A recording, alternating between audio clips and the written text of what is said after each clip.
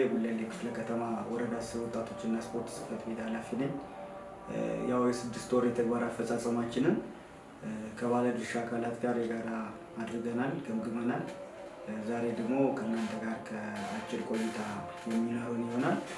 አጠር አድርጌ ለማቅረብ ያክል የ6 ወር ተግባር አፈጻጸማችን በርካታ ስራዎችን በውጤት የታጀቡበት እና እንዲሁም ደግሞ የተግባር አፈጻጸማችንን ስንመለከት 100% እና ከዚያ በላይ የፈጸምናቸው ተግባራቶች አሉ ማለት ነው። ከነውስንነታቸውም ቢሆን ደግሞ የነበሩ ክፍተቶችን ለይተን የያዝንበት እንዲሁም ደግሞ የቀጣይ እቅድ አካል አድርገን የምናስተካክልበት ሁኔታ ተፈጥሯል ማለት ነው።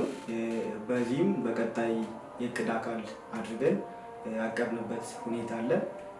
ይህም ብዬ ወደ ሪፖርቱ ስገባ በተለይ በስፖርት ዘርፍ በክረምት በጎ ፍቃድ ወጣቶች ከማስተማራት አንፃር ወደ 650 ወጣቶችን በበጎ ፍቃድ ስራዎች እናስተማራለን፣ ግንዛቤ እንፈጥራለን ብለን ወደ 720 የፈጠርንበት አግባብ አለ። እነኚህ ወጣቶችን ደግሞ በተለያዩ በጎ ፍቃድ ስራዎች ያሰማራንበት ሁኔታ አለ። ከዚህ ጋር ተያይዞ በተለይ ደግሞ የበጎ ፍቃድ ስራ አረንጓዴ አሻራ ላይ ወደ 2000 ወጣቶችን ያሳተፍንበት እንዲሁም ደግሞ አጠቃላይ እቅዳችን 2500 ክንውናችንም 2500 የሆነበት አግባብ አለ። አፈጻጸማችንም 100% ነው ማለት ነው። ከዛዎች እንደ ጽሕፈት ቤት እንደሚታወቀው የወጣቶች የፖለቲካ ኢኮኖሚ ተጠቃሚነትን ማረጋገጥ ላይ መሰረት ያደረገ ስራ ነው የምንሰራ።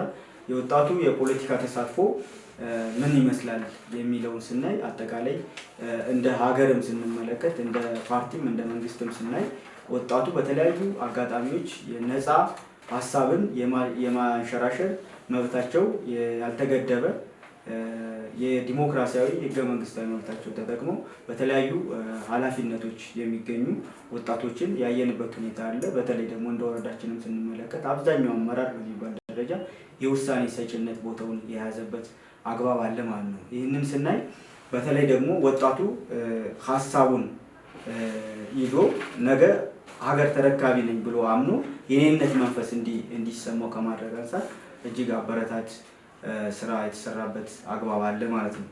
ከዚህ ውጭ በተለይ ማህበረሰብ አቀፍ የስፖርት ፕሮግራሞችን ከማዘጋጀት አንፃር ከከተማ እስከ ክፍለ ከተማ እንዲሁም ደግሞ በወረዳ ደረጃ ያከናወናቸው የማህበረሰብ አቀፍ የስፖርት ፌስቲቫሎች፣ ውድድሮች አሉ።